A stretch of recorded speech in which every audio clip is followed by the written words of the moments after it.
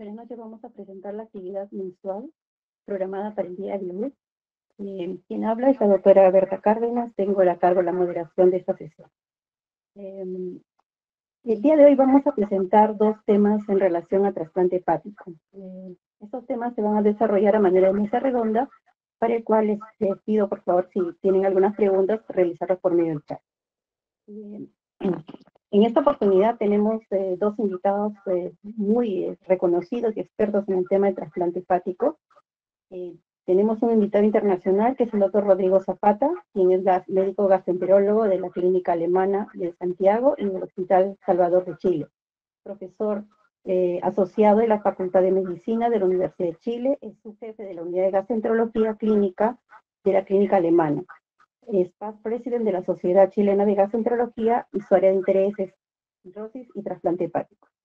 El segundo invitado es el doctor Martín Padilla, médico gastroenterólogo y patólogo del Departamento de Trasplantes del Hospital Guillermo Alvear Irigoyen, que es profesor de la Universidad Mayor de San Marcos, past president de la AP y exsecretario de la Asociación Latinoamericana de Estudios del Hígado. Este tema se va a desarrollar en dos partes.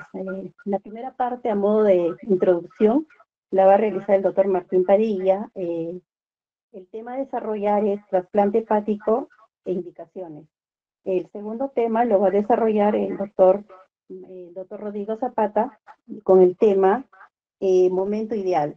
¿Cuándo es muy tarde para trasplantar? Adelante, doctor Padilla, con su presentación. Gracias, Berta. Buenas noches, estimados colegas de la Asociación Peruana para el Estudio del Hígado y también invitados, entiendo, de diferentes partes de Latinoamérica, ¿no? Para mí es un placer estar con ustedes a la invitación y compartir esta mesa con un amigo y muy reconocido patólogo de Latinoamérica, que es el doctor Rodrigo Zapata. En ese sentido, es un gusto de poder compartir esta sesión con él, ¿no? Bien, vamos a compartir pantalla y vamos a empezar entonces mi presentación. Muy bien.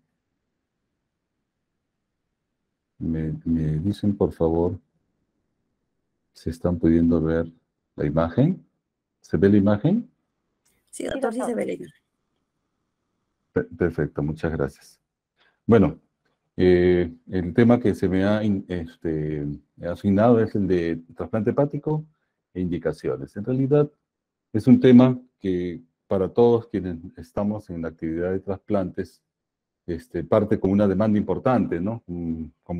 Más o menos haciendo la analogía, es como cuando se hace la cola para ir al estadio a ver un partido de fútbol importante, ¿no? De tal manera, la pregunta es, no hay muchos espacios a quienes escoger y a quienes deberían estar sentados en los mejores lugares para poder llegar a expectar de la mejor manera, en esta condición participar de la mejor manera en lo que es la indicación de trasplantes, ¿no? En este sentido, no tengo conflictos de interés con la presentación y de entre los objetivos de la presentación es la de informar en primer lugar de los beneficios que se obtienen con la realización del trasplante hepático y, en segundo lugar, el de orientar sobre el momento óptimo en que los pacientes deben ser remitidos a un centro de trasplante. Y podemos partir con la primera pregunta, es que ¿cuándo debe el gastroenterólogo o el hepatólogo considerar el trasplante hepático, ¿no? Entonces, dentro de las indicaciones, trasplante hepático está indicado en aquellas enfermedades hepáticas en las que no sean posible o hayan fracasado otras medidas terapéuticas. Recordemos que el paciente cirrótico es un paciente multiorgánicamente comprometido y que presenta múltiples complicaciones, sangrado varicial, ascitis, que puede en algún momento utilizar grandes dosis de diuréticos, inclusive ser intratable, infecciones, síndrome hepatorrenal o síndrome hepatopulmonar, ¿no? Y en este sentido, la supervivencia esperada al año sea inferior a la que se conseguiría con el trasplante en este sentido. Y por otro lado, debemos de tener en cuenta que no deberían existir contraindicaciones absolutas al trasplante. Cada vez están siendo cada vez menores con el avance de la ciencia y la tecnología aplicada al trasplante, ¿no? La segunda pregunta es ¿cuáles son las indicaciones específicas de enfermedad para considerar un trasplante hepático?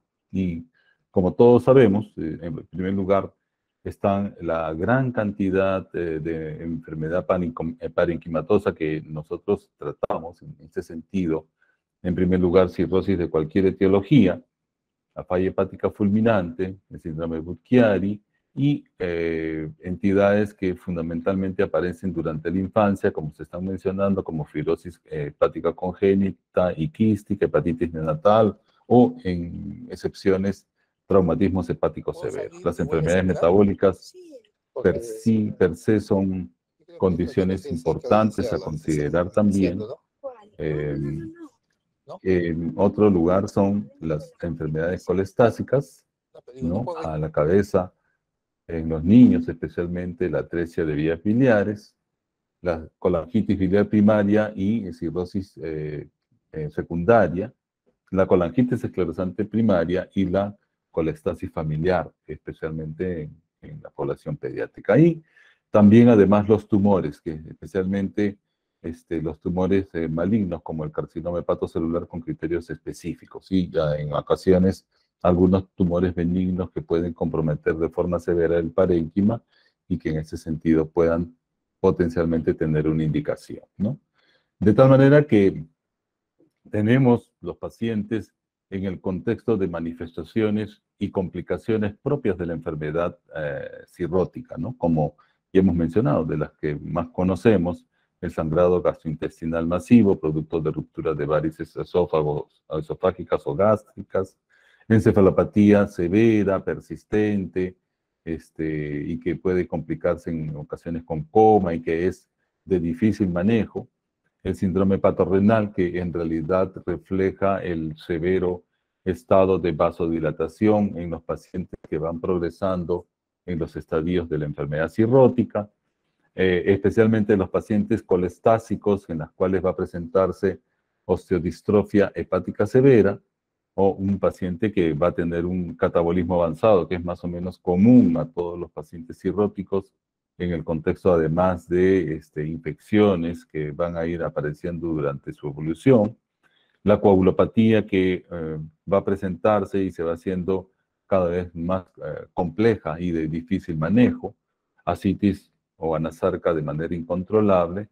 Una hipoalbuminemia importante y que no mejora a pesar del tratamiento nutricional completo que se le puede dar. Hay infecciones como la peritonitis bacteriana espontánea o también el prurito intratable, especialmente de las enfermedades colestásicas, ¿no?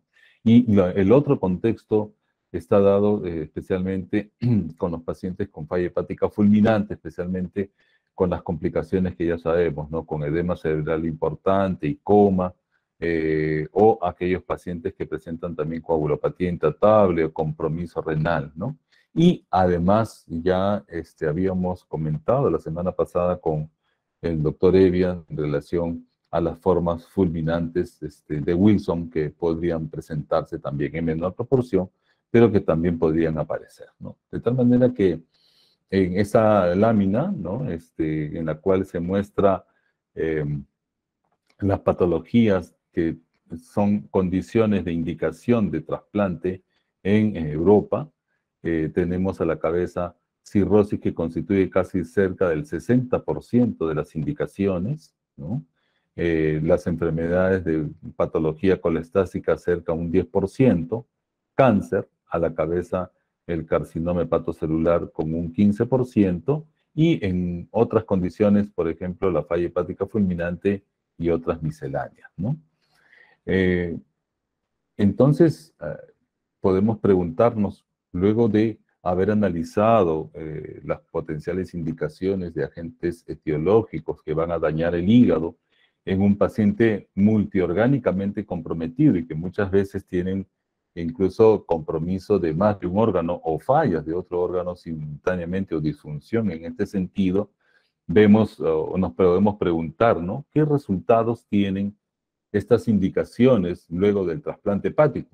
Pasa un paciente con ya las complicaciones mencionadas, un transoperatorio que va a ser bastante cruento, eh, múltiples transfusiones, un paciente politransfundido, con soporte vital máximo de vida en una unidad de cuidado intensivo, sometido a inmunosupresión y con infecciones, ¿no? Entonces, en este sentido, ¿cuáles son los resultados de la mayor parte de las etiologías o de las causas que se han presentado? Esta es una publicación de esta revista en el año 2016, donde está el registro europeo, ¿no? Fíjense, y en la cual tenemos las entidades mencionadas, prácticamente la mayor parte de ellas, y en función de la sobrevida. Y fíjense ustedes que en este sentido, la sobrevida 5 años están puestas por cada etiología de las enfermedades hepáticas crónicas relacionadas al alcohol,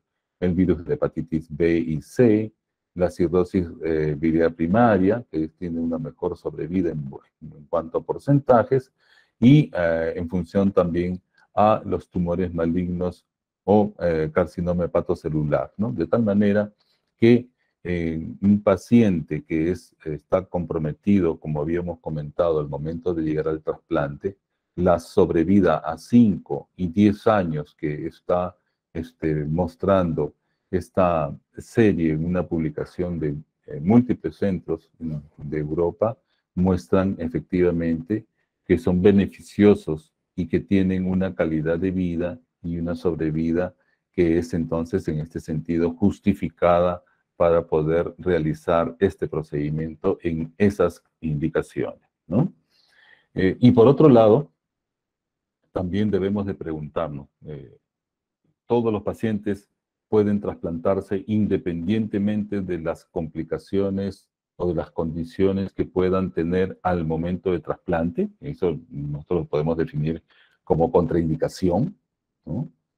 Y aquí partimos con dos conceptos, ¿no? Las indicaciones o las contraindicaciones absolutas son cuáles, aquellas situaciones que impiden técnicamente la realización del trasplante o disminuyen de forma muy importante la supervivencia. Y cada vez van haciéndose menores, ¿no? Mientras que las relativas, estas contraindicaciones relativas, en las cuales son situaciones que por sí solas no suponen una contraindicación absoluta, pero que sí, sumando varias contraindicaciones, podrían constituirla, ¿no? Entonces, en este sentido, vamos a ver, incluso esta es una lámina, fíjense ustedes, que muestran, por ejemplo, de las entidades tanto absolutas como relativas, de enfermedad extrahepática, por ejemplo, la enfermedad extrahepática grave o invalidante, no reversible con el trasplante. Recordemos que el trasplante hepático, en este caso, lo que hace es reponer un órgano que está con falla importante y que en ese sentido va a recomponer y va a volver a hacer funcionar lo que tenía dentro de su actividad. Pero eso no va a mejorar en aquellos pacientes que tienen alguna condición invalidante, ¿no? Y por lo tanto, entonces, en este sentido, este grupo de pacientes no se van a beneficiar del trasplante, ¿no? La segunda condición es, me salto a este punto específico, que es la hipertensión pulmonar severa, ¿no? Con una presión arterial media, lo que nosotros denominamos hipertensión portopulmonar, ¿no? Que a pesar del tratamiento farmacológico no mejora, ¿no? Y mientras que el síndrome hepatopulmonar están comenzando a haber experiencias, inclusive de nuestro propio centro, en la cual algunos pacientes seleccionados con presión parcial de oxígeno menor de 50 milímetros de mercurio, en la cual eran una contraindicación absoluta, está comenzando a pasar a ser una contraindicación relativa, ¿no? Y dentro de estas mismas contraindicaciones relativas tenemos entonces la insuficiencia renal crónica avanzada. Inclusive, recordemos que aquellos pacientes que pueden tener incluso falla renal, producto de una enfermedad renal crónica, pueden ir a trasplante doble, por lo tanto, no es una contraindicación absoluta. O un paciente que puede tener un compromiso renal importante, producto de una falla renal, producto de la descompensación de la enfermedad hepática, tampoco se convierte, no es una contraindicación absoluta y por lo tanto es una indicación más bien para trasplante, ¿no? Tumores, dentro de los tumores tenemos, por ejemplo, los angiosarcomas o el colangiocarcinoma, en la cual existen protocolos específicos de tratamiento con tumores pequeños, usualmente menores de 2 centímetros, los cuales podrían beneficiarse, pero en general, cuando se detectan son tumores de mayor tamaño y por lo tanto los resultados son malos hasta el momento, ¿no? O aquellos pacientes, por ejemplo, que tienen antecedentes de un cáncer que tiene menos de 2 años de evolución y de seguimiento, ¿no? En la otra contraindicación absoluta son las infecciones, por ejemplo, infección activa grave, extrahepática, con soporte vasoactivo, en shock, ¿no? O también la enfermedad por VIH activa, no controlada, con tratamiento o con terapia antirretroviral, ¿no? Y dentro de las relativas están las infecciones como la peritonitis bacteriana espontánea o las colangitis con menos de 48 horas de tratamiento que con un tratamiento adecuado pueden ponerse en condición de trasplante. O aquel paciente también portador de VIH, pero que se encuentre controlado con fármacos y en seguimiento estricto por los infectólogos, ¿no? Entonces, la otra condición de contraindicación está dada fundamentalmente también al inicio del trasplante, en la experiencia de los diferentes centros, por la edad, ¿no? Pero fíjense ustedes que dentro de las edades relativas, ya se ha puesto mayor de 65 años con interrogantes, ¿no? Porque cada vez se están ampliando los criterios, ¿no? Yo siempre digo, en nuestras visitas con los médicos residentes o con los médicos más jóvenes, que hay pacientes de 70 que parecen de 40 y hay pacientes de 40 que parecen de 70. Entonces, es bien relativa la condición de la edad dependiendo de la condición del paciente. En este sentido, si es un paciente funcional, que no tiene muchas comorbilidades severas, puede procederse a aplicar el protocolo y muchos de ellos pueden finalmente a pasar para poder ser incluidos a la lista en función también de la expectativa de vida que puedan tener, ¿no? La otra condición es la condición técnica desde el punto de vista de una trombosis extensa del eje esplenoporto-mesentérico, ¿no? Sin embargo, estas condiciones también están pasando a ser contraindicaciones relativas, ¿no? Existen estrategias quirúrgicas, ¿no? Por las cuales una trombosis extensa de este eje puede tener, digamos, condiciones por las cuales puede resolverse el flujo a través de otras suplencias, ¿no? O inclusive ir a trasplante multivisceral en experiencias, especialmente en Norteamérica. Y la otra es las condiciones sociales, especialmente la adicción activa a drogas o alcohol, ¿no? La ausencia de apoyo familiar y social, que es básico e imprescindible para poder tener un adecuado cumplimiento, sobre todo para el seguimiento post-trasplante y también adecuadamente para el manejo y tratamiento de sus fármacos inmunosupresores, ¿no? Y la otra es la incapacidad para comprender y seguir el tratamiento, ¿no? Entonces, en este contexto, habiendo analizado todas estas características, nosotros podemos preguntarnos, entonces, ¿cuándo nosotros debemos remitir al paciente para trasplante, ¿no? Entonces, debemos hacerlo luego de valorar las complicaciones presentadas, como hemos mencionado, valorar el pronóstico estimado de la hepatopatía, valorar la calidad de vida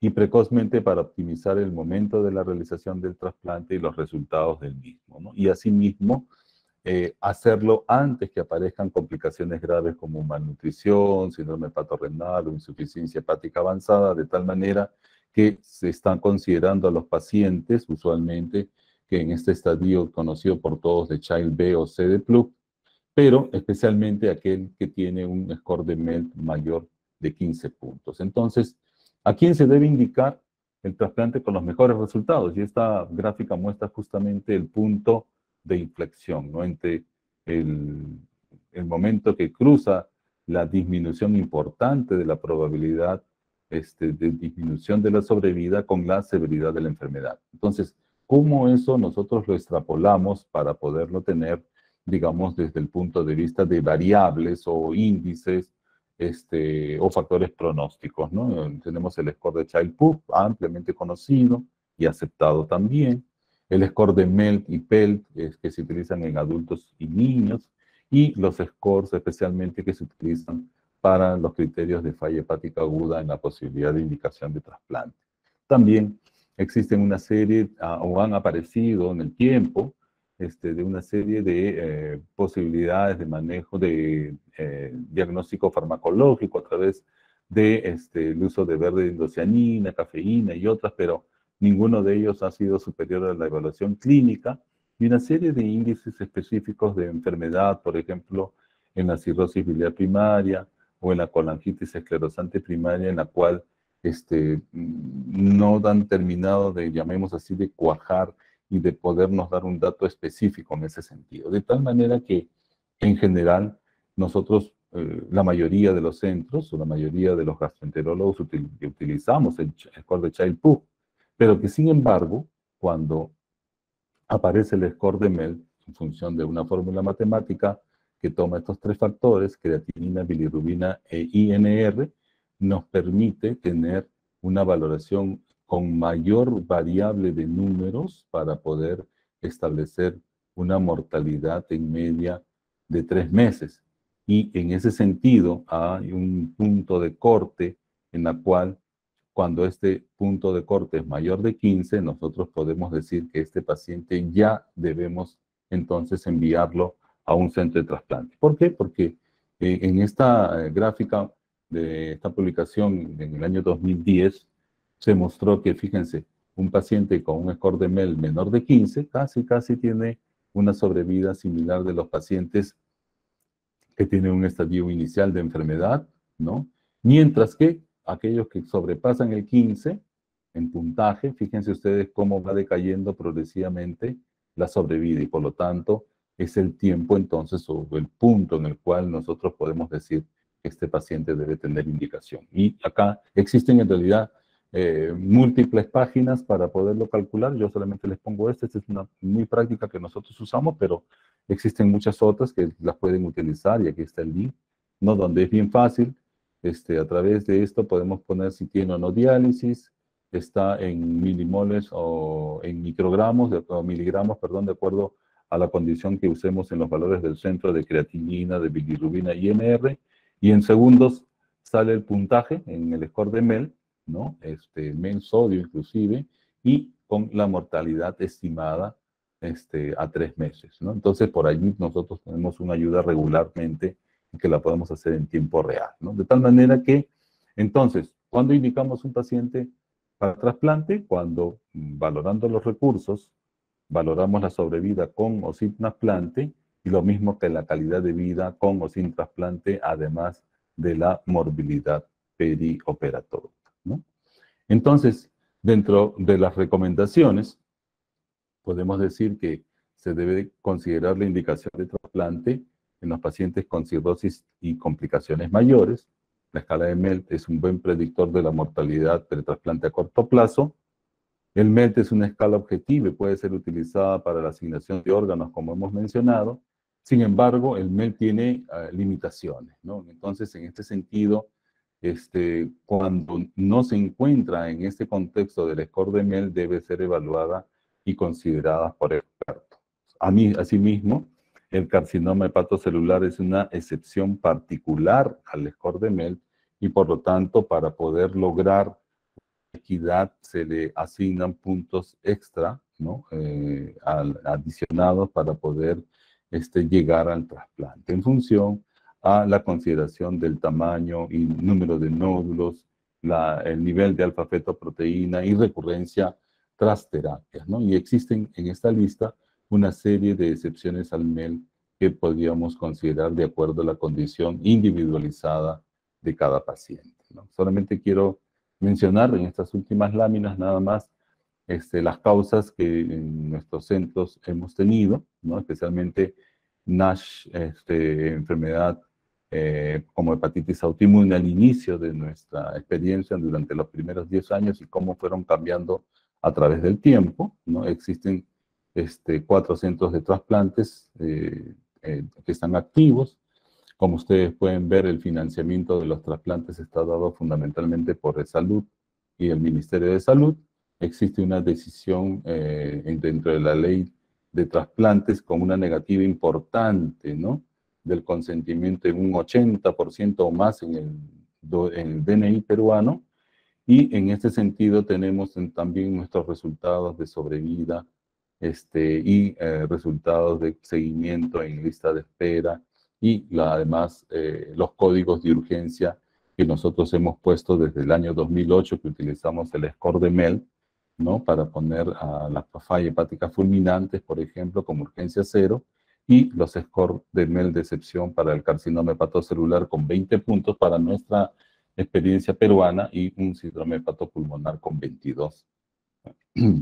Y además algo de mencionar nada más del financiamiento, que ya habíamos comentado, el uso de los fármacos inmunosupresores y el costo promedio del trasplante hepático calculado en nuestra institución, en el Hospital de Almenara, ¿no?, que alrededor de $65.000. Nada más que agradecerles por su atención. Y seguramente vamos a comentar en la ronda de preguntas. Gracias. Muchas gracias, doctor Padilla, por su clara y excelente presentación. Vamos a dar pase al doctor Rodrigo Zapata, que va a continuar con el tema en relación a trasplante, ¿no? El tiempo ideal, cuando es tarde para trasplantar.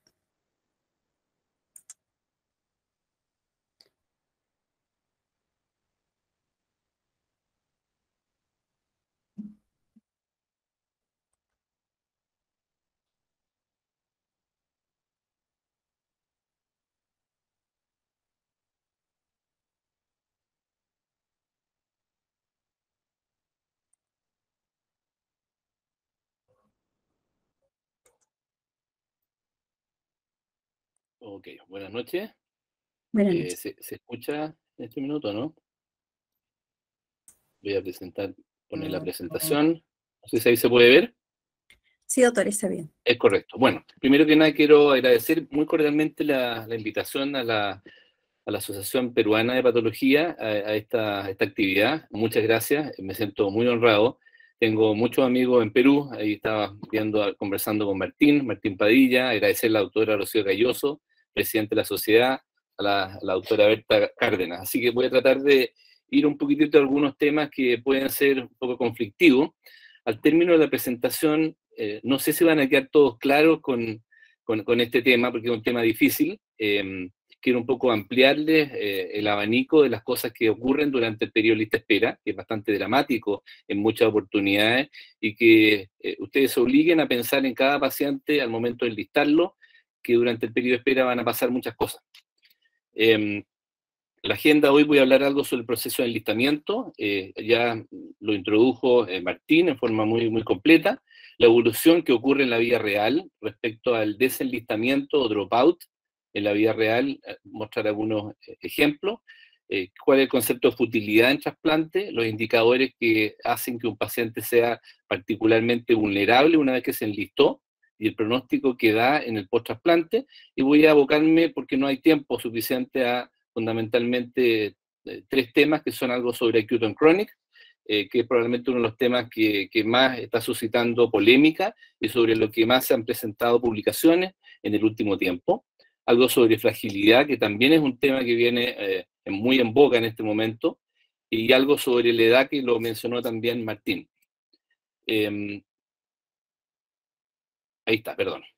Este es un poquitito el candidato a trasplante. El candidato a trasplante es evaluado, ¿cierto? Hay varias posibilidades: enfermedad hepática avanzada, hepatocarcinoma. Debe ser presentado caso a caso en un comité que debe ser multidisciplinario. Eso es tremendamente importante. Hay una responsabilidad gigante de a quién elegimos y a quién eventualmente consideramos no apto para un trasplante hepático.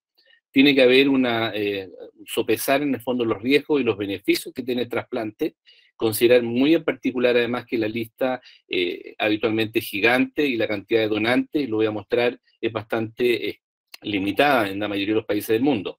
excluir estas contraindicaciones temporales algunas o definitivas, priorizar y ver cuán arriba podría quedar en la lista de espera, y en base a eso enlistamos al paciente, y recordar que las listas de espera son tremendamente variables, pueden haber países que sea rápido, 6 meses, 7 meses, 8 meses, dependiendo de la prioridad que se le asigne, pero hay países en los cuales los pacientes pueden esperar 2, 3 años, y durante esos 3 años obviamente puede haber agravamiento o muerte del paciente, llegar a lo que se llama el too sick to transplant, que está demasiado enfermo, y por lo tanto uno estima que la mortalidad por trasplante es tan alta y prohibitiva que es lo más razonable sacarlo de la lista y ocupar los injertos posibles, los donantes, en aquellos que tengan mayor posibilidad de sobrevivencia.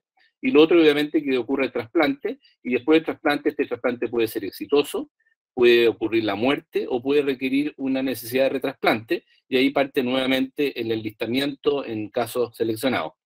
Ahora, ¿cuál es la evolución? Bueno, en países que tienen tasas bastante más altas que nosotros, trasplante, aquí están un poquitito los datos del 2018, antes de la pandemia, preferí poner 11.000 pacientes en lista de espera de trasplante hepático, es el promedio que tienen todos los días, sube 500, baja 500, pero eso es lo que está esperando en el día a día en trasplante. Un porcentaje importante, casi un cuarto, tiene más de 65 años a propósito de la edad, y eso se ha duplicado en 10 años, o sea, y la curva claramente va hacia arriba. Es posible trasplantar a pacientes de mayor edad que fisiológicamente puedan acceder. Un día 15% son hepatocarcinomas, aquí están los MELD, hay un 10% que tienen un MELD sobre 35, y eso es claramente, en Estados Unidos, son trasplantados en menos de 20 días. ¿Y cuál es el resultado? Que en 3 años, si uno toma la lista completa de pacientes del 2018, el 58% se trasplantó, hubo un 12% que fallecieron en la lista de espera, y un 12% fueron removidos por estar demasiado enfermos para el trasplante, o que el hepatocarcinoma avanzó. Hay un pequeño porcentaje que mejora, la minoría, y hay un porcentaje que todavía 3 años después sigue esperando. Les voy a mostrar la realidad de Chile, que probablemente se parezca un poco a lo que pasa en algunos países de Latinoamérica. En el año 2022, hoy, estamos con 160 enfermos en la lista de espera, promedios de edad de 50 a 60 años, la mayoría por cirrosis avanzada, 26% por hepatocarcinoma, y 30% que tienen excepciones: encefalopatía recurrente, asitis refractaria, prurito intratable, etc. Y el MEL promedio es alrededor de 21 puntos. Y lo que nos pasa a nosotros, esto está publicado, es que el 48% en un promedio de 200 días llegó al trasplante, esto es un total de 700 enlistados a nivel del programa, de todos los programas nacionales, y 45% de los cirróticos fueron removidos de la lista. La mayoría por muerte, 2/3, y 1/3 por agravamiento. Así que al final del día, 45% en el caso de los cirróticos no llegan al trasplante porque son sacados por mortalidad o agravamiento. En Latinoamérica, la encuesta, encuesta de todos los países de Latinoamérica en la cual hemos estado trabajando estos 2 años, Martínez es el representante de Perú, 20 países de Latinoamérica, se hacen anualmente alrededor de 3.300 trasplantes al año, obviamente Brasil es el número 1, más de 1.000 trasplantes al año, y en 14 de 20 países, hay 6 países en que todavía el año 2019 no se hacía trasplante hepático. Eso es tremendamente dramático, y esta es la tasa de 6 por millón de habitantes, y se repite un poco lo mismo, mucha variación, entre 10 y 50% mortalidad en la lista de espera.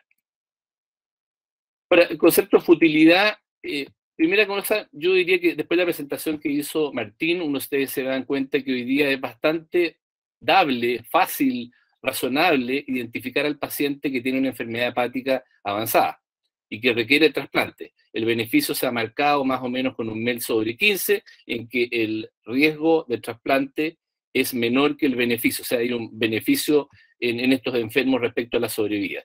Por lo tanto, en general, en pacientes con cirrosis, también en hepatocarcinoma, se ha definido bastantes variables, es bastante acordado, desde común acuerdo entre toda la comunidad médica, cómo enlistar y priorizar al paciente. Hay bastante claridad también que el principio del más grave debiera ser el primero, Con eso se ha logrado la introducción del MELD, el acortar listas de espera, reducir muchas personas que estaban adentro y el que está más grave, tener menos mortalidad intralista. Eso da oportunidad de trasplante y eso también se acerca a lo que es el principio de equidad de un bien tremendamente escaso. Aquí está en un estadio, ustedes ven aquí la igualdad, claro, todos tienen un apoyo sobre una mesa para poder tratar de ver, pero el más enfermo claramente no va a llegar a ver lo que está ocurriendo en el estadio, no va a llegar al trasplante.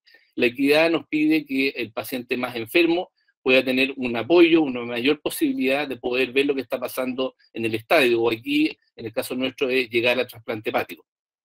Las tasas de donación, y eso es tremendamente importante, son muy distintas. España tiene una tasa de donación de casi 50 por millón de habitantes, con una tasa de trasplante de 26 por millón de habitantes. Canadá, para ponerlo de otra forma, 22 donantes cadavéricos de órganos sólidos por millón de habitantes y una tasa de trasplante de 12 por millón de habitantes. Y nuestra encuesta latinoamericana solo muestra 9 donantes de órganos sólidos por millón de habitantes y la tasa de trasplante de 5. O sea, si ustedes comparan solo con Canadá, es la mitad. Y esto se reproduce, digamos, países que tienen unas tasas prácticamente de 1, 0,5 y otros que tienen bastante más. Y el riesgo de mortalidad en la lista de espera en Latinoamérica, como decía, bordea el 40% con esta negativa familiar que de hecho mencionó Martín. Ustedes tienen 80, 90%, que es dramático. La mayoría de los países se acerca al 40, 50% de los casos en los cuales la familia decide no donar, a pesar de que hubo todo el proceso de identificación del potencial donante con muerte cerebral y con toda una actividad de acercamiento a la familia. Aquí están los países latinoamericanos, los 3 primeros que tienen mayores tasas de trasplante hepático: Argentina, Brasil y Chile, que están en los puestos 20 y tanto del mundo. O sea, estamos bastante alejados de lo que ocurre en otros países de Europa, por supuesto España, Estados Unidos, Inglaterra, etc. Y por supuesto ahí van bajando las tasas, así que esto comienza a ser un problema cada vez más serio en la medida que tenemos menos donación y listas de espera en las cuales se mueren más personas. Por lo tanto, la decisión actual, por una parte debe ser que el paciente más grave realmente reciba el donante en el fondo, pero debe también pensarse en qué es lo que va a pasar después del trasplante para que esa persona que recibe el hígado tenga la mayor capacidad de gozar, digamos, de este acto de generosidad y de este altísimo costo y que impide que otras personas se puedan enlistar. Así que hay un juicio caso a caso que se tiene que hacer porque sabemos cuáles son los más graves. Ahora, en el caso de la otra decisión, exactamente la contraparte, el decir no, esa es probablemente la decisión más difícil, porque probablemente es una decisión que uno va tomando en la medida que conoce al paciente. La primera y segunda vez no va a poder tomar la decisión, necesitamos muchas herramientas, y estas herramientas incluyen, y lo voy a mostrar, una edad más avanzada, la sarcopenia, la condición de agudo sobre crónico, con definiciones bastante claras, el tener comorbilidades médicas no hepáticas, hay una suma de condiciones, que sea diabético, hipertenso, etcétera, lo cual va aumentando en forma progresiva la mortalidad peri y post-trasplante. Entonces, por una parte, el principio de el más enfermo primero, pero por otra parte, el concepto de maximizar ese órgano que es un bien común de la sociedad para lograr la mejor eficiencia y lograr los mejores resultados después de un esfuerzo gigante. Y recordar también que el juicio clínico de nosotros está claramente afectado por la cercanía y empatía de los pacientes. O sea, cada vez que nosotros vemos a nuestro enfermo que se está grabando con un mail de 8, 10, 12, 14, estamos habitualmente comprometidos porque conocemos al paciente y a la familia. Y por eso es importante hacerlo en comités de trasplante con datos objetivos y con otras personas que vean y critiquen si este paciente realmente puede entrar o no, o si hay que sacarlo. El problema es que faltan scores, ese es uno de los grandes problemas, pero voy a mostrar algunos trabajos con scores de futilidad. La recomendación entonces de trasplante es una decisión individualizada. Es la posibilidad de que este hígado revierta de su vulnerabilidad en la cual se encuentra, que está descompensado, con baja reserva funcional, y la mayoría de los centros opina que el paciente debiera llegar a tener después del trasplante una sobrevida de más de 50% a 3 a 5 años. Si no se cumple esta situación, si yo estimo que la sobrevida post trasplante es de 20%, de 15%, de 32% a 5 años, probablemente ese órgano se va a perder. Y también en la calidad de vida de esa persona en el post trasplante. Las condiciones que se claramente revierten después del trasplante son la hipertensión portal. El paciente con ascitis, con hipertensión portal, con síndrome hepatorenal se trasplanta y se mejora en forma inmediata, en pocos días. Pueden ser semanas. Y hay otros aspectos que son tremendamente lentos, la sarcopenia, la desnutrición y la fragilidad, que también lo vamos a mencionar, que atentan contra la posibilidad que el paciente salga adelante y eventualmente pueda fallecer en las primeras 3 semanas por trasplante. Por lo tanto, hay que hacer un trabajo de rehabilitación previo al trasplante muy potente en la parte nutricional, lo que se llama la prehabilitación muscular, motora, para obtener las mejores condiciones del receptor, y por otra parte tratar de tener para ese enfermo más enfermo la mejor calidad del donante, lo que se llama el DRI, el Donor Risk Index, probablemente al más enfermo tratar de darle el injerto de mejor calidad para poder tener una mejor sobrevida por trasplante. Y recordar que hay situaciones que no van a revertir con el trasplante, una enfermedad coronaria, una enfermedad pulmonar, una diabetes, que claramente afectan el éxito del trasplante, la sobrevida, y claramente son acelerados por la inmunosupresión después del trasplante. Así que hay que tener muy claro qué es lo que va a mejorar rápidamente, qué es lo que va a mejorar eventualmente muy lentamente y atenta contra el pronóstico, y qué es lo que va a empeorar después del trasplante. Cuantificar ese beneficio, más allá de simplemente decir, mire, lo podemos salvar. Y esta es un poco una forma de analizar la situación. Esta es la respuesta al trasplante. Si un paciente A tiene una gran capacidad en blanco de responder y mejorar, está vulnerable, pero gran parte de su vulnerabilidad se va a recuperar y solamente va a quedar vulnerable un porcentaje mínimo del paciente, ese resultado va a ser muy bueno. Vamos a volver al paciente a una situación bastante buena, tal vez con algunas comorbilidades presentes. Y si el paciente, por el otro lado, tiene la misma vulnerabilidad pre-trasplante, pero vamos a poder recuperar un pequeño porcentaje de su vulnerabilidad, ese enfermo está excesivamente enfermo y no debiera trasplantarse. Así que hay que ver en fondo cuáles son las condiciones fijas que no mejoran o mejoran lento y las que mejoran en forma más rápida. Esto es un trabajo que no sé por qué nunca se ha publicado, pero es tremendamente relevante. El análisis en Estados Unidos del 2002 al 2011, con 6.000 pacientes, esta es la data de la UNOS en Estados Unidos, con trasplante hepático primario con MEL sobre 25, son enfermos muy enfermos. Y se trató de validar e identificar cuáles de ellos tenían probablemente más de un 50% de mortalidad a 5 años, para tratar de definir criterios de futilidad. ¿Qué es lo que hicieron? Un análisis multivariado para ver qué condiciones le daban más mortalidad post-trasplante. Y claramente hubo error de 4 variables: la edad, sobre 60 años, le asignaron 4 puntos en este score, tenía un 70% más riesgo de mortalidad a 5 años que los pacientes que eran más jóvenes. La diabetes tenía un 30% de mayor riesgo de mortalidad a 5 años versus los no diabéticos. El tener una creatinina sobre 1.5 le daba un 20% mayor riesgo de mortalidad, y si estaban en diálisis, un 70% mayor riesgo de mortalidad a 5 años, y el estar en soporte ventilatorio, un 80% mayor riesgo de mortalidad versus los no ventilados al momento del trasplante a 5 años. Así que esta de alguna forma gráfica, de alguna forma permite identificar algunos factores que se asocian a menor sobrevida, que está a 5 años, los que tenían 0 a 4 puntos, por ejemplo, hasta tener edad, por ejemplo, edad sobre 60 años, pero sin los otros factores, son los que tenían mayor sobrevida a 5 años.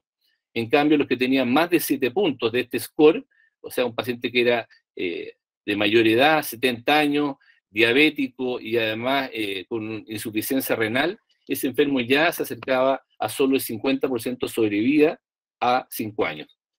Y ahí también entra muy importante el concepto de a los más enfermos, estos MEL sobre 25, el darle el órgano óptimo, que ojalá fuera un donante que fuera joven, de bajo 50 años, que tuviera un tiempo de isquemia más bien bajo, que fuera un donante cadavérico, pero que estuviera hasta el último momento, en el fondo que no fuera corazón parado, y eso mejoraba en al menos el riesgo, en al menos 7%, la sobrevida de ese paciente severamente enfermo. Así que el dar un buen donante a un mal paciente mejoraba en forma sustancial la posibilidad de sobrevida a 5 años por trasplante.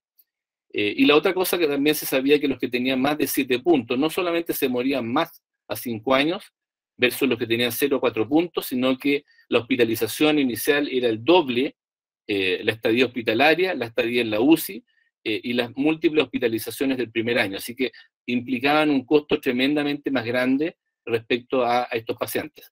Así que la combinación de factores relevantes permite de alguna forma identificar pacientes que van a tener peor sobrevida futuro, y uno podría sacar algunas lecciones respecto a considerar el criterio de futilidad, cuando uno suma factores.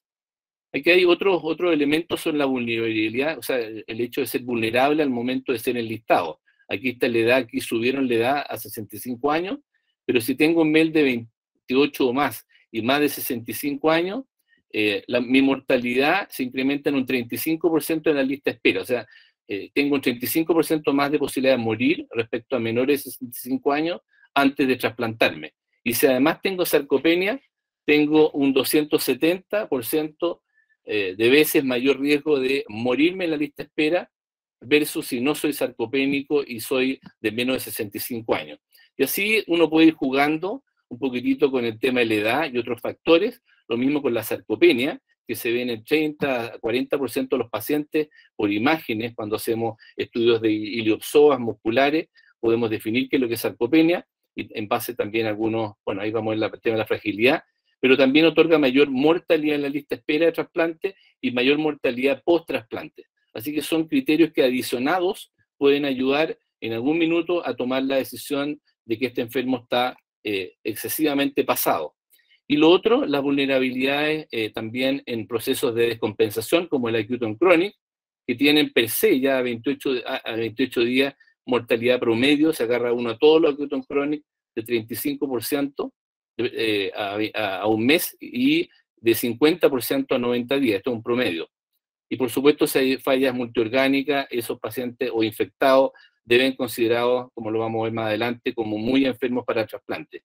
Y por supuesto, las comorbilidades que son fijas, un índice de masa sobre 35, 20% más riesgo de mortalidad post-trasplante, un paciente con enfermedad cardiovascular significativa, una enfermedad coronaria, un infarto previo, 60% riesgo mayor de mortalidad, un paciente diabético, 40% más riesgo de mortalidad que no diabético, un enfermo con enfermedad pulmonar crónica, etc. Así que hay varios factores que son algunos reversibles y otros fijos que deben ser considerados en este escenario. Entonces voy a referirme a SLFE, a acute on chronic, algo de fragilidad y edad avanzada, porque no da tiempo para más cosas. No, omitiré el retrasplante y otras cosas más. En ASLF simplemente recordarles que es una condición que estamos viendo cada vez más, podemos identificarla, la experiencia de los consorcios europeos, americanos, los chinos, que tienen algunas definiciones distintas, pero ya han permitido aclarar un poco la historia natural de este síndrome de respuesta inflamatoria con disfunción rápida, de alta mortalidad, recordando que los eventos más típicos son la infección, el sangrado y la hepatitis alcohólica. Está presente en 2 de cada 10 cirróticos que vemos hospitalizados por descompensación y otro 10% que se agrega durante la evolución. Y reconocer que entre el día 3 y 7, desde hecho el diagnóstico del acute on chronic, ese es el momento para predecir qué es lo que va a pasar con ese enfermo. No antes, no al ingreso y no a los 48 días, aunque también vemos cuál va siendo la evolución. Pero evaluar al enfermo entre los 3 y los 7 días es probablemente una de las cosas más importantes al momento de tomar la decisión que hacer con el enfermo. Y tenemos que preocuparnos claramente de saber las definiciones de las fallas de órganos, en el caso del hígado, riñón, cerebro, coagulación, circulación, hay definiciones bastante claras, según el CLIF europeo. Ustedes pueden utilizar las calculadoras, los invito a hacerlo en cada enfermo que se ingresen, con una descompensación, va a ser capaz, al pedirle los exámenes de coagulación, la parte circulatoria, les va a arrojar toda la información necesaria para decir si es simplemente una descompensación hepática o si es una acute on chronic, y les va a poder decir si es una acute on chronic tipo 1, tipo 2 o tipo 3, dependiendo del número de órganos que tenga fallando. Así que y finalmente les va a dar un puntaje entre 0 y 100, al agregar la edad y el recuento de neutrófilos, que es tremendamente importante, que nos da un predictor de mortalidad a 1 y hasta 12 meses. El que tiene más de 70 puntos tiene 100% de mortalidad a un mes. Así que ustedes pueden valorar el detalle de estos pacientes y háganlo como una cosa de rutina. Creo que les va a ayudar en la práctica médica. Creo que en muchos lugares no se hace, pero tenemos que aprender a hacerlo. Este trabajo nace del estudio Canonic, 1.300 cirróticos hospitalizados en 29 unidades hepáticas en 12 países de Europa, y ahí ustedes ven un porcentaje importante que eran los acute descompensation, la descompensación aguda nomás, y para diferenciarlo de la SLF1, que tenía una falla renal o una falla no renal con creatininas de 1,5 a 2, de la acute on chronic tipo 2 con 2 fallas de órgano, y que ustedes van viendo que las mortalidades claramente desde la descompensación aguda 4% a un mes, aumentan hasta casi 90% cuando hay un 3B, 4 fallas de órgano a 28 días. Y recordar también que esto es dinámico, esto es tremendamente importante. Lo que hoy día vemos como una SLF1, puede que en 7 días más ya no sea una SLF y que haya mejorado a una descompensación y que tiene mejor pronóstico.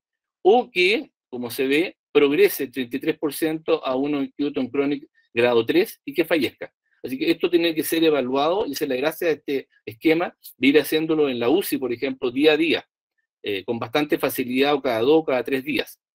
Pero ojo, que el acute on chronic tipo 1, que uno dice me quedo tranquilo, se mejoró, salió adelante, se transformó en descompensación, aún si mejora el acute on chronic tipo 1, tiene un riesgo altísimo de descompensación o retransformarse en ASLF en los siguientes 6 meses. Y por lo tanto la mortalidad final de ese enfermo es altísima, 50% a 6 meses.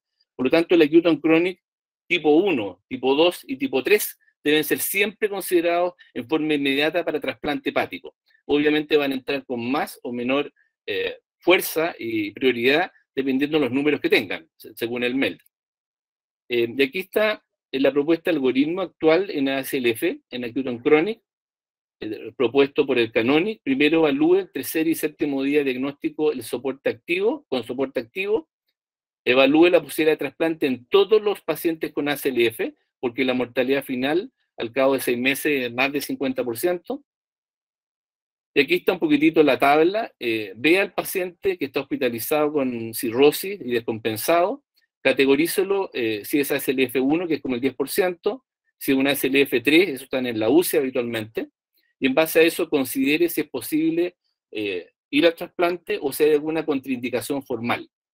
En aquellos que van al trasplante, que pueden ir al trasplante, pero que tienen más de 4 fallas orgánicas o un puntaje sobre 64 puntos, sabemos que la letalidad es de 100% a un mes. Así que ese enfermo o se trasplantó rápido en la ventana que tuvo para trasplantarse, o es un paciente que incluso cuando ya lleva 26, 28 días en la UCI, que empezó a decaer, cayó en falla respiratoria, debiera ser considerado como de futilidad, y el paciente probablemente considerar que está fuera de trasplante y bajar todas las medidas implementadas de intensivo.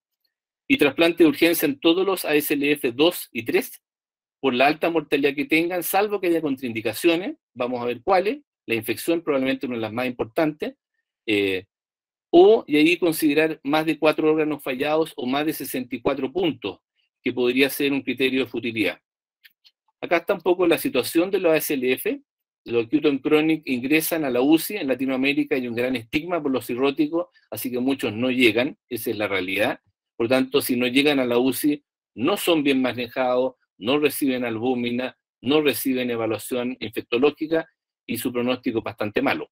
Pero en las UCI en las cuales se hace todo el trabajo, el 37% de los acute on chronic están infectados al momento del ingreso. Y de los que no se infectaron al principio, un 40-50% se infecta en las siguientes 4 semanas. y un tercio de ellos, de los infectados globales, termina siendo por gérmenes multiresistentes, BLE, carbapenémicos resistentes, estafilococos multiresistentes, etcétera, y muchos incluso con hongos. Así que debe hacerse una búsqueda muy activa de infección, tratar la infección en forma agresiva, y dependiendo de la respuesta y de las condiciones del enfermo, ver la efectividad del trasplante. Oportunamente y en forma empírica muchas veces con sospechas clínicas bacteriológicas, antibióticos de amplio espectro, que son desescalados habitualmente dependiendo del germen que nos llega. La respuesta corticoide también es bien importante. Acuérdense que los acute on chronic, muchos son hepatitis alcohólica grave sobre un paciente con cirrosis. Esa es una de las causas importantes. 10 a 20% de los acute on chronic son por hepatitis alcohólica, y ahí vemos que la respuesta corticoide en el ASLF1 es de más de 50%, y en el acute on chronic 3, que está gravemente enfermo con todo lo que es el sistema inmune muy deteriorado, es solo 8%. Pero a pesar de eso, la recomendación de expertos es usar el corticoide, en ausencia de infección, por supuesto, de rutina en los 3 tipos de acute on chronic. El uso de albúmina está ampliamente diseminado. El soporte hepático extracorpóreo con albúmina MARS no ha demostrado utilidad, pero sí ya hay bastante experiencia, varias experiencias iniciales, de soporte con hígado bioartificial, con mejoría en la sobrevida a 14 y 28 días, y ser posible usar como puente al trasplante hepático. Recordar acá que la ASLF 1 y 2 tiene una sobrevida por trasplante igual a no tener ASLF, acute on chronic, y eso es probablemente lo que debe empujar a nosotros a trasplantar precozmente al enfermo. Y en el 3 es donde se produce una gran distorsión. Algunos trabajos muestran 40-50% y otros 80%. Y eso es porque hay subgrupos. Aquí está un poquitito el manejo. Todo paciente con un acute on chronic grado 2 a 3, buscar la contraindicación, infección por gérmenes multiresistentes, hongo, infección activa por VIH, shock refractario, falla respiratoria severa, un CLIF score sobre 64 persistente que no mejora con manejo. La ingesta de alcohol activa y drogas podría también ser un tema a considerar dependiendo de la unidad. Y si obviamente hay contraindicaciones reales, solamente el manejo médico, que puede llegar en algún minuto a considerarse de futilidad y a restringir el manejo. Y por supuesto a los que no tienen contraindicaciones, indicar el trasplante. ¿Qué nos ayuda? Y hay 3 trabajos que quiero recordar con ustedes, muy recientes, todos en los últimos 2 años, a tomar algunas decisiones en este tremendo escenario de la acute on chronic. Uno es el estudio TAM, 120 pacientes con acute on chronic grado 3, o sea, tremendamente enfermos, 5 centros en Francia. Es un trabajo publicado en el año 2020, se llama Transplantation for ACLF Model, el TAM, un punto por edad, es el estudio que se construyó en base a distintas variables, cuando tenían edad sobre 53 años, lactato pretrasplante, habla de una mala circulación, ventilación mecánica al momento de la evaluación, con una PAFI bajo 200 en ventilación mecánica, y leucopenia, entre comillas. Estos pacientes, si tenían más de estos 2 criterios, tenían un 84% mortalidad un año post trasplante. Lo que dicen estos autores, y se ha remedado en otros trabajos, probablemente si el enfermo está en un acute on chronic grado 3 y tiene un TAM sobre 2 puntos, considere criterio de futilidad no trasplantar al enfermo. Si tiene menos o 2, menor o igual a 2 puntos, considere que la mortalidad con trasplante es exactamente igual que una SLF2 o que una SLF incluso 1, menos de 10% mortalidad el primer año. Así que este trabajo es interesante, falta más trabajos que puedan soportar esta información, porque el N no es suficientemente grande, pero es un trabajo que aporta información que ayuda en el ASLF3. El segundo trabajo que ayuda bastante también es el estudio ECLIS, es un estudio multicéntrico europeo, 20 centros en Europa. Enlistaron a 308 pacientes con acute on chronic, de los cuales 24% falleció en la lista, la mayoría por infección. Pero los que trasplantaron, eso es interesante, 230 pacientes, 15 falleció por trasplante. Y ustedes ven que en ASLF1, 88% sobrevivía, y si en ASLF3 al momento del trasplante, en un castigo de 10%, 78 2% sobrevivía un año. Siguen estando todos dentro de buena respuesta a un año. Pero lo interesante fue los que tenían una infección multiresistente, 23 pacientes, con acute on chronic, con un germen multiresistente, pre-trasplante, más del 50% se reinfectó por trasplante y de esos más de la mitad fallecieron. Así que este otro podría ser un criterio importante, el haber tenido una infección por un germen multiresistente. Estamos hablando de pacientes, de hecho me lo mencionó la doctora Cárdenas, quería que hablara algo de esto, que han tenido una infección respiratoria, pulmonar, que a lo mejor hemos podido sacarla adelante con algún esquema en base a colistin o alguna otiacilina, carbamenasa en el fondo resistente.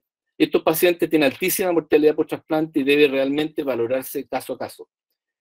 Así que en el análisis multivariado, la infección pre-trasplante con un germen multiresistente se asociaba a 3.67 veces más riesgo de mortalidad post-trasplante. Y el lactato pre-trasplante lo mismo, 3,14 veces más mortalidad, y la hemodiálisis y la edad sobre 60 años. Se repite siempre, edad, falla renal, compromiso eventualmente respiratorio, etc. Y finalmente, los que beben alcohol, que es un porcentaje de los acute on chronic, el riesgo de recaída post-trasplante ha sido valorado en un trabajo reciente, que es el score SALT, para ver cuántos pacientes eventualmente vuelven a tomar alcohol.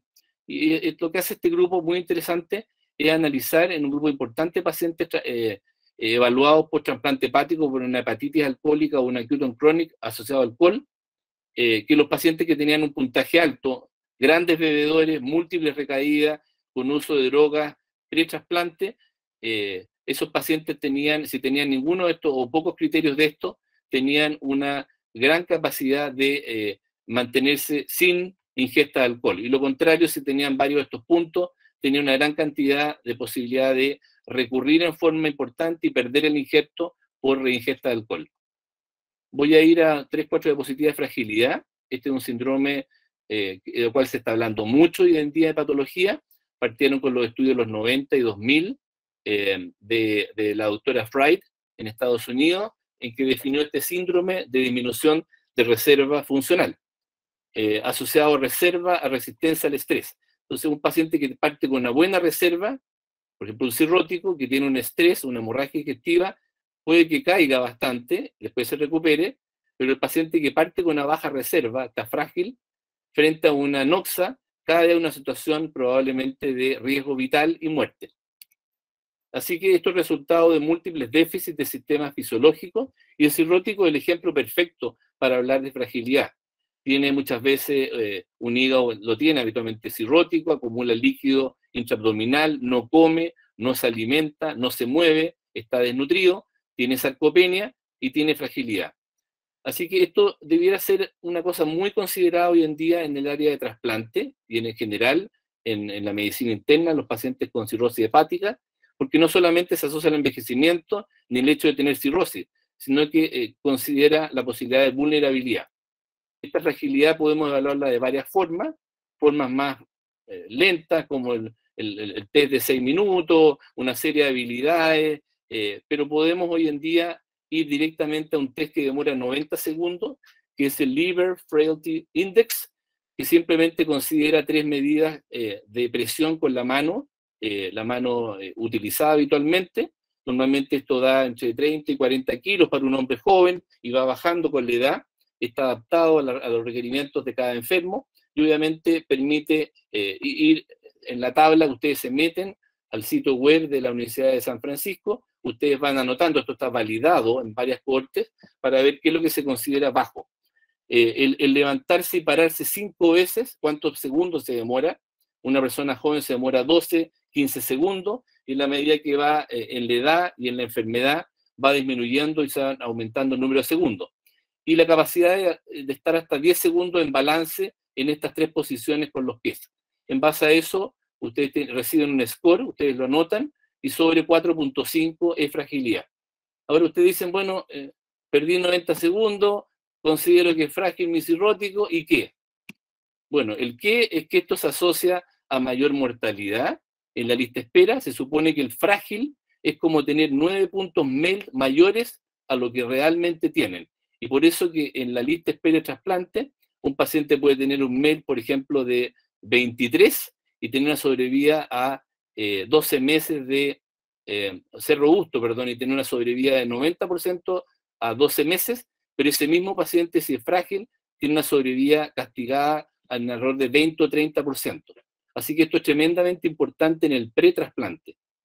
Y ustedes ven que con MEL bajo o MEL alto, la mortalidad en la lista de espera es considerablemente mayor.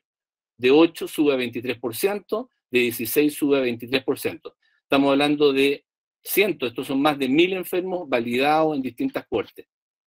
Y apareció recién un trabajo de la autora Jennifer Lai, que es la top en el área de la fragilidad, con 1100 enfermos que son sometidos a trasplante hepático en 8 centros de Estados Unidos, en un periodo de alrededor de 7 años, con valoración pretrasplante, 2 meses antes del trasplante. El 21% tienen fragilidad, vale decir un índice sobre 1.5. ¿Y qué importancia tiene? En los frágiles, la mortalidad a 5 años fue de 16%, en los no frágiles fue de 10%. La diferencia es solo 6%, es cierto, pero dio un P absolutamente significativo y corrigiendo por la inmensa mayoría de las variables, hepatocarcinoma, edad, género, etcétera, etcétera. La fragilidad pretrasplante dio un 62% de mayor riesgo relativo de muerte post-trasplante. O sea, se lo transforma en hazard ratio 1.62 versus el que no tenía trasplante. Por cada mes que se prolonga en la lista de espera, aumenta siempre el índice de fragilidad en forma sustancial y progresiva, y los pacientes frágiles pretrasplante, que es otro tema económico, tienen el doble de estadía hospitalaria en la UCI y una cantidad importante de días hospitalizados y costos respecto a los que no tienen fragilidad. Así que ahí cabe alta importancia en valorar a los enfermos. Un paciente que es frágil, que tiene más de 68, 70 años, que además está en falla renal, que además está en falla respiratoria, ese enfermo entra en criterio de futilidad con altísima posibilidad.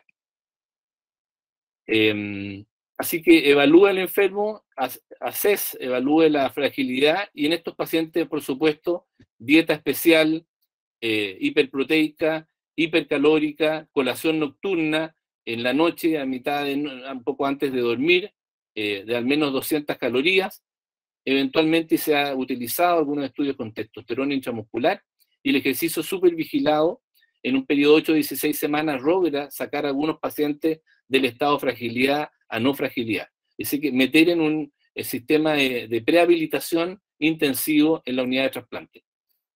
Y finalmente, para terminar, edad y trasplante, quiero mostrarles un estudio del 2022, en varios grupos americanos, de Harvard, de distintas, son expertos en medicina basal de evidencia, publicado en nuestra revista Annals of Hepatology, y que analiza, hizo lo interesante, 70 años como punto de corte.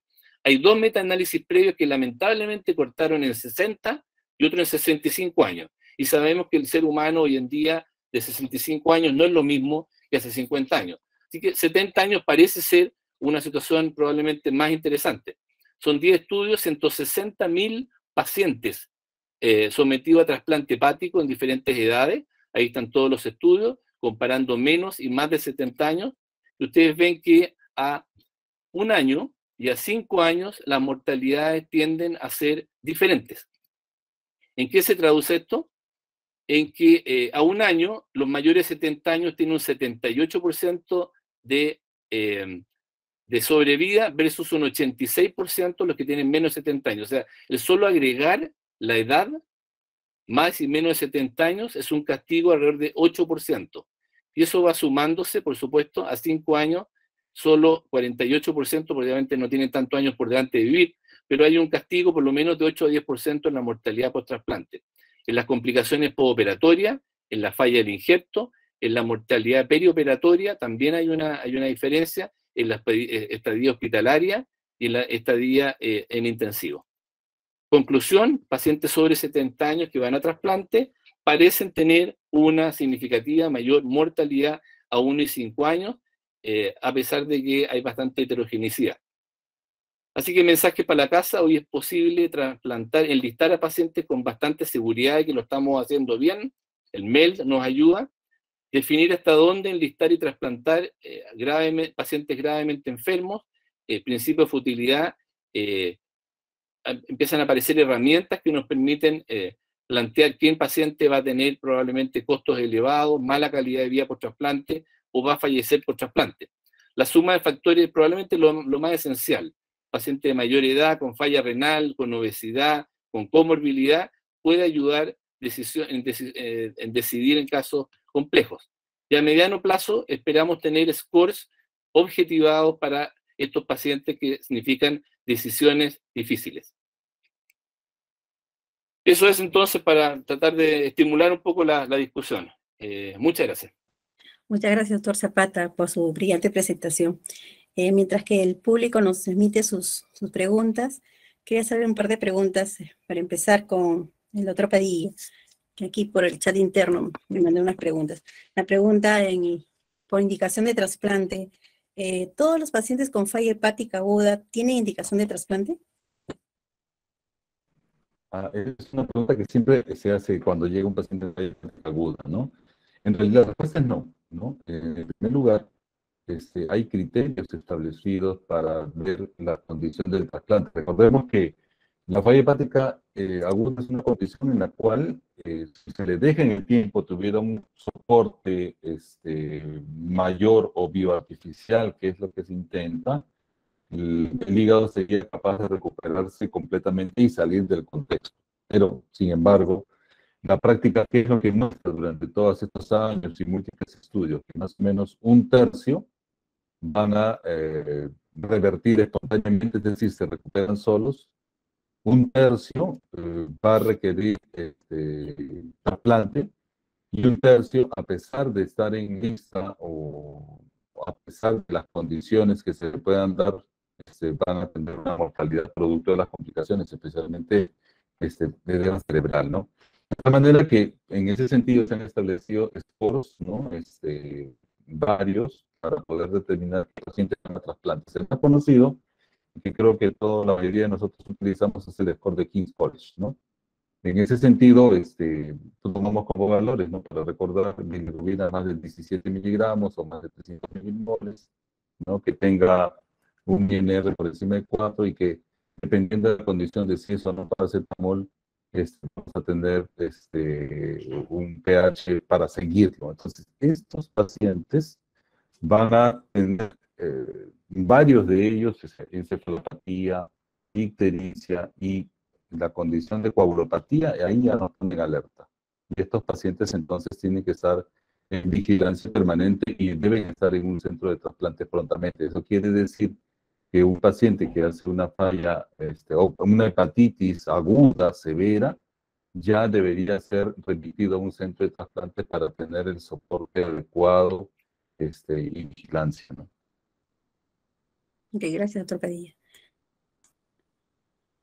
Doctor Zapata, usted cuando hablaba sobre nutrición y el tema de fragilidad de los pacientes que están en lista de espera, ¿cómo manejan ustedes estos pacientes que están desnutridos? ¿Tienen acceso a una nutrición domiciliaria, bajo sonda nasoyunal? Porque en un momento consideraba las colaciones nocturnas, pero hay muchos pacientes que son desnutridos, tienen muchas esclerosis refractarias, no toleran los alimentos. Entonces, ¿cómo es que manejan estos pacientes para, digamos, no salir de lista salir de lista por un deterioro mayor de su estado general en relación a la nutrición y fragilidad? Yo creo que el paciente que va a ser un potencial candidato a trasplante, lo digo honestamente, yo creo que es una persona que debe estar de alguna forma capacitada para poder hacer las cosas del día a día. O sea, y ahí vuelvo nuevamente al tema de la fragilidad. Una persona que está postrada en cama, que no se logra alimentar porque tiene náuseas, porque está comenzando a hacer escaras por todos lados, tiene un índice de fragilidad de 6, ese paciente está fuera de trasplante. O sea, es un enfermo que en el fondo, hagamos el esfuerzo que hagamos, poner una sonda además tiene alto riesgo de aspiración, y ahí uno se da cuenta que el paciente probablemente está muy pasado, está excesivamente pasado. Ese es un paciente que probablemente no está apto para llegar a trasplante. yo creo que uno tiene que tratar de buscar en los pacientes que tengan la capacidad de poder llegar al trasplante con cierta capacidad de movilidad, de alimentación, de lograr un poco una serie de requisitos. Si ese paciente está pasado, la verdad que lo que vamos a tener es un esfuerzo ilimitado, gigante, por algo que probablemente no lo vamos a lograr. Esto puede ser súper duro, ¿eh? Por eso que yo lo puse en la diapositiva. Cuando uno enlista, uno está súper feliz, está contento y lo hace con muchas ganas porque sabe que cumple criterios. MEL sobre 15. Pero cuando uno toma la decisión de hablar con el paciente y darse cuenta que el paciente está en la mortalidad que tiene por trasplante, está de alguna forma también la pésima calidad de vida que va a tener por trasplante, que va a estar 4 meses hospitalizado, con múltiples infecciones, escarado, y que no va a salir probablemente vivo, uno tiene que un poco ir a tomar la decisión que a veces es súper dura. Y yo lo puse un poquitito en la presentación, porque el desenlistar o no activar un paciente es la decisión más dura que uno le tiene que tomar. Pero uno tiene que hacerlo sabiendo que uno tiene un deber como unidad de trasplante en darle ese injerto, ese órgano donado al paciente que tenga la mayor capacidad de aprovecharlo al máximo y que pueda retornar a una vida lo más normal posible. Esto es una decisión que de verdad cuesta decirlo, porque es tremendamente poco, no sé cómo decirlo, poco amigable lo que estoy diciendo, es una realidad.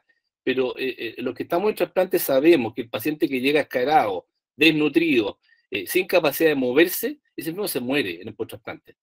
Esa es un poco la realidad, así que yo creo que uno tiene que tratar de identificar a aquellos pacientes que tienen un pronóstico de salir adelante con un injerto. Y el paciente que no está comiendo, o sea, yo tengo que resolverle el problema. Si tiene una citis refractaria, bueno, tengo que partir con un manejo de citis refractaria, funcionarlo, hacer todo lo posible por tratar de que ese enfermo salga adelante y podamos hacerlo alimentar, salir adelante. Pero si no lo logro, creo que forzarlo con sondas y otras cosas, no sé si es la mejor solución, honestamente. No sé si, Martín, tú estás de acuerdo, porque es duro lo que estoy diciendo, pero esa es la realidad. Es que es cierto, ¿no? Sí, es cierto, el comentario, Rodrigo, ¿no? Lo mismo, ¿no? Hay que ver, ¿no? Como comentábamos entre las cuantificaciones, ¿no? Si es un paciente postrado, con bastante limitación, ya ese paciente, y tú lo has presentado perfecto con los scores actuales que se utilizan de fragilidad, yo creo que va a ser un buen ejercicio para que nos dedicamos a esto, comenzar a aplicarlo, ¿no? Y nos vamos a dar cuenta que ese ojo clínico que uno decía antes, ahí nomás lo aplicamos, le ponemos el score y simplemente nos damos cuenta de manera objetiva de los resultados que se muestran. Totalmente de acuerdo. Ahora, yo reconozco que nosotros no lo hacemos todos los días. Yo de verdad creo que este es un desafío, ¿eh? El desafío es tratar de cuantificar las cosas. Esta máquina sale $30. Hay unas máquinas que están validadas, comparadas con los dinamómetros isométricos metálicos.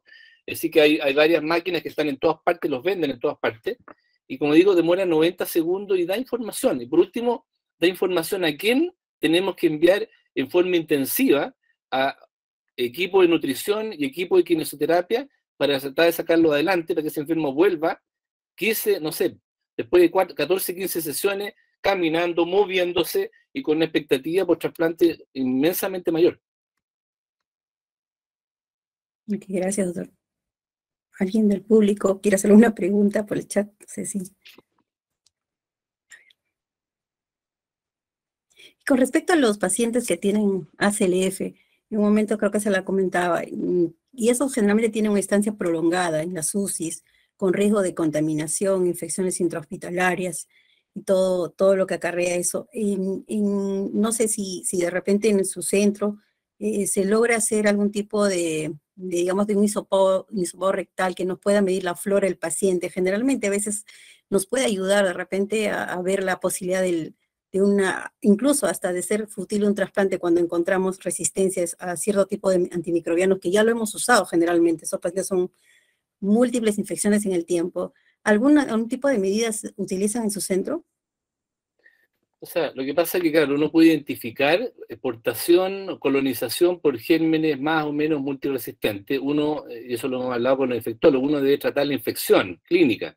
O sea, lo que sabemos es que los que están colonizados, después de un trasplante, tienen una chance bastante alta, 30-40% de riesgo de hacer una infección activa por trasplante, por el estado de inmunosupresión, cirugía, congestión intestinal, o sea, todos los factores necesarios, es como el preámbulo perfecto así para la tempestad. El trasplante, eso es.